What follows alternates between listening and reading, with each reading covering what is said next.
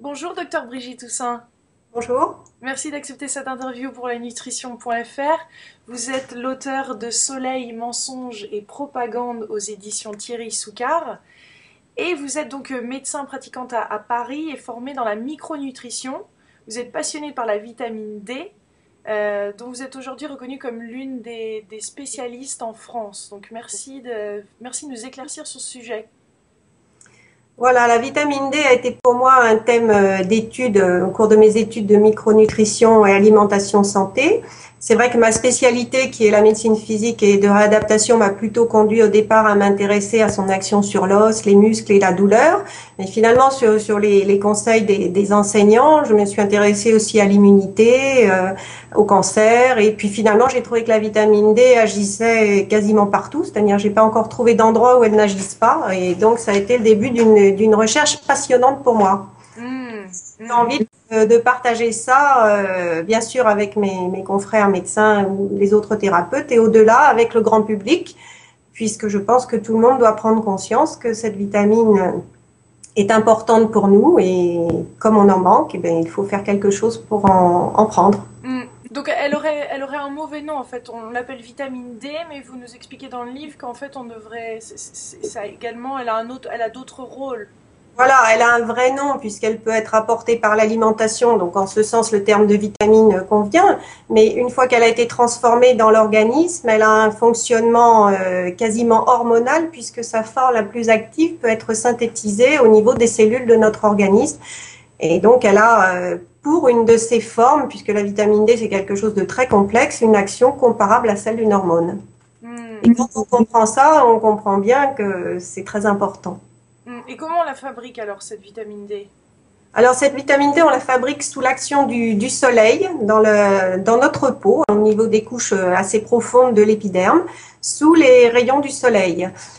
Donc il faut s'exposer au soleil pour la fabriquer de façon naturelle, parce que l'alimentation nous en apporte une petite partie qui n'est pas tout à fait celle non plus que l'on peut fabriquer sous la peau, puisqu'elle doit être quand même très importante, qu'il y a tellement de métabolites différents que celle-là doit quand même être la meilleure, puisque c'est la plus naturelle.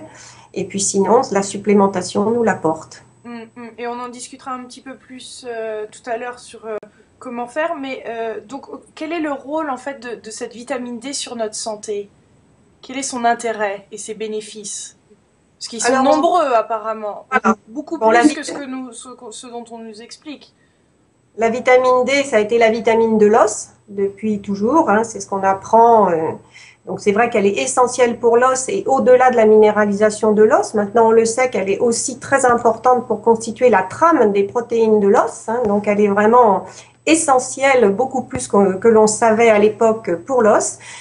Et puis, elle est utile aussi pour la force musculaire, elle est utile pour l'immunité. Ça, maintenant, on montre qu'il y a des récepteurs à la vitamine D au niveau des cellules de notre immunité. On montre aussi qu'il y a des récepteurs sur les cellules cancéreuses, d'où son action possible sur le cancer, même si c'est pas encore très bien élucidé. Et puis, on montre qu'il y en a sur les vaisseaux, sur les cellules du système nerveux, sur la thyroïde, sur les spermatozoïdes. Enfin, il y en a partout. Des récepteurs à la vitamine D. Sur l'humeur, sur même la fertilité, je lisais. Oui, on montre en effet que des femmes bien supplémentées en vitamine D ont un taux de réussite supérieur en cas de fécondation in vitro à celles qui n'ont pas été supplémentées. Hmm. Les meilleurs taux de vitamine D sont associés à plus de succès, par exemple. Ah. Quelles sont les raisons de ce déficit en vitamine C? En En D, vitamine pardon, en vitamine D. Alors, il est multifactoriel. Hein. On va moins au soleil. C'est le principal, c'est notre mode de vie actuel, puisque quand même, on est de plus en plus enfermé. On monte dans sa voiture ou dans un transport en commun. On a une activité peut-être un peu sportive, pas forcément aux heures où le soleil est là. Hein. Donc, ça, c'est, à part les agriculteurs ou ceux qui travaillent dehors, on s'est quand même coupé du soleil. La deuxième chose, ça peut être dans certains pays des vêtements très couvrants, puisqu'on montre par exemple en Arabie Saoudite que les femmes principalement, mais aussi les hommes, sont carencés en vitamine D. Donc là, c'est l'habillement qui est un facteur limitant. On a pu incriminer aussi la pollution. puisque on montre, par exemple, c'est une étude belge, ça, que les femmes à la campagne ont une meilleure synthèse de vitamine D que celles qui vivent en ville où le nuage de pollution est quand même supérieur. Hein, donc on voit bien que c'est quand même multifactoriel. Hein. Et Donc, quand on est âgé, par exemple, on a beaucoup plus de difficultés à synthétiser la vitamine D parce que la peau n'a pas la même texture, la même qualité. Et les personnes qui ont la peau foncée ou noire ont un frein naturel à la synthèse de vitamine D par la mélanine qui est le pigment de la peau. d'accord. Mais on n'aurait pas tous les mêmes besoins en fonction de notre couleur de peau, de notre situation géographique, Ben, on a notre tous les âge. mêmes besoins en vitamine D, mais il est certain que si on a la peau foncée, il faut aller beaucoup plus au soleil. Par exemple, une peau qui a une couleur noire a besoin de 20 fois plus de soleil qu'une peau de couleur blanche pour faire la même quantité de vitamine D. Donc, ça donne une idée de l'exposition solaire nécessaire pour faire la même quantité, pour fabriquer la même quantité de vitamine D.